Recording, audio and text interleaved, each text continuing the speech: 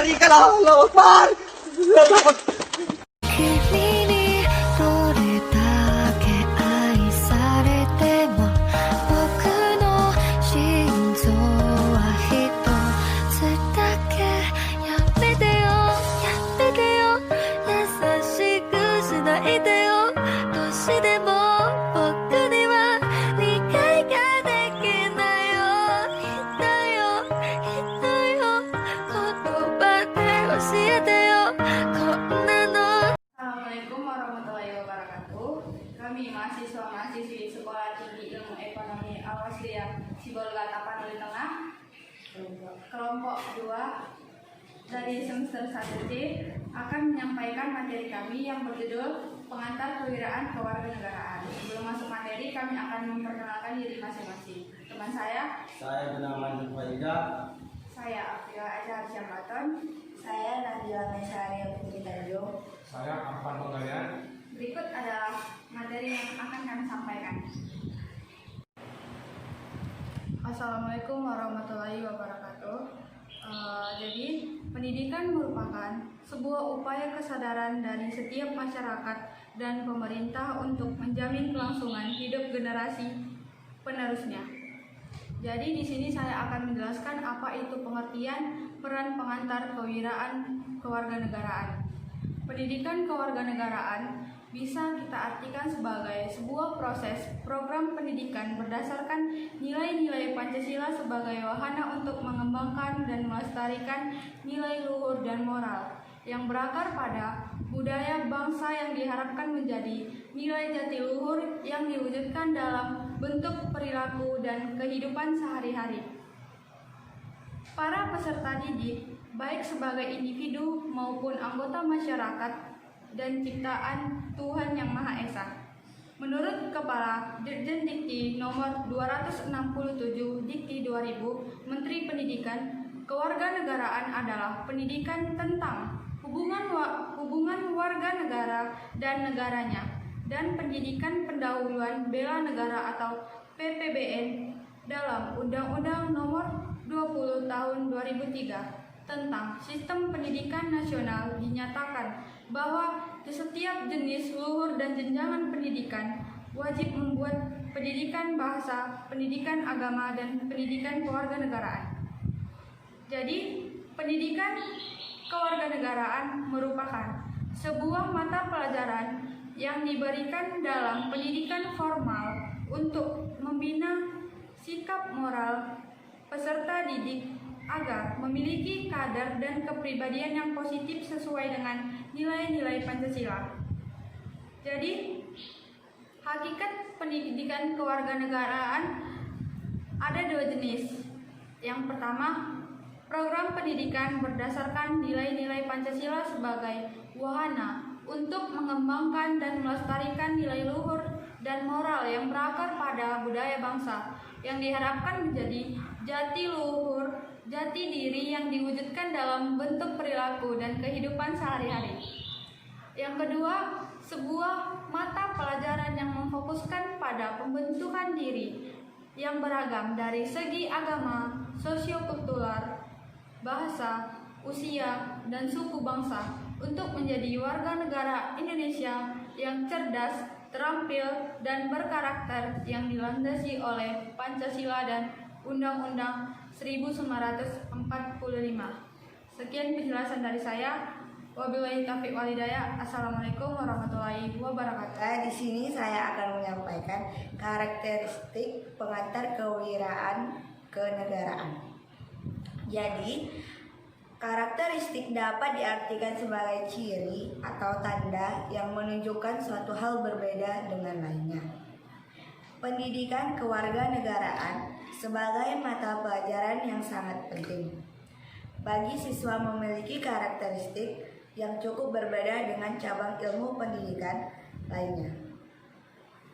Karakteristik pendidikan kewarganegaraan ini dapat dilihat dari objek, lingkup materinya, strategi pembelajarannya, sampai pada sasaran akhir dari pendidikan ini.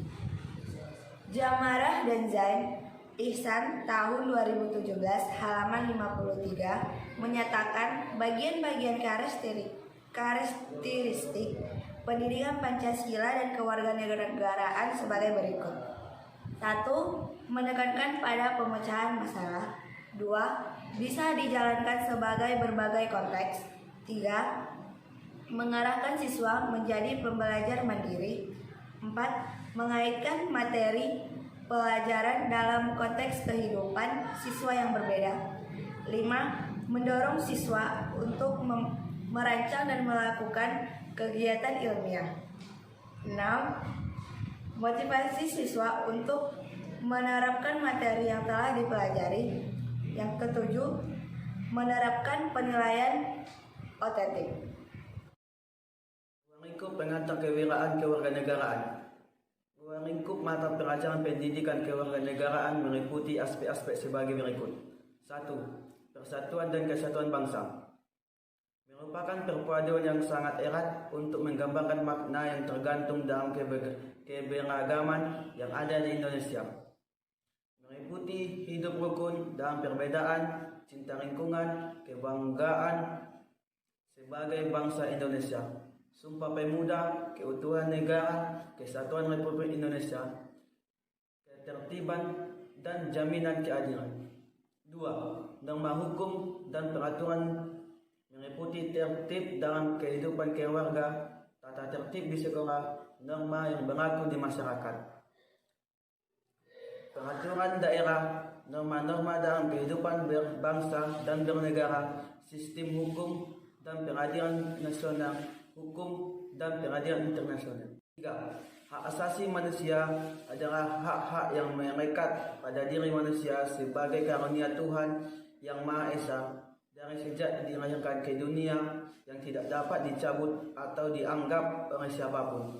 Meliputi hak dan kewajiban anak, hak dan kewajiban anggota masyarakat, instrumen nasional dan internasional HAM, penghormatan dan perlindungan HAM. Tujuan warga negara meliputi hidup gotong royong, harga diri sebagai warga masyarakat, kebebasan berorganisasi, kemerdekaan, mengeluarkan pendapat, menghargai keputusan bersama, prestasi diri, persamaan kedudukan warga negara. 5. Konstitusi negara meliputi proklamasi kemerdekaan dalam konstitusi yang pertama, konstitusi yang pernah digunakan di Indonesia.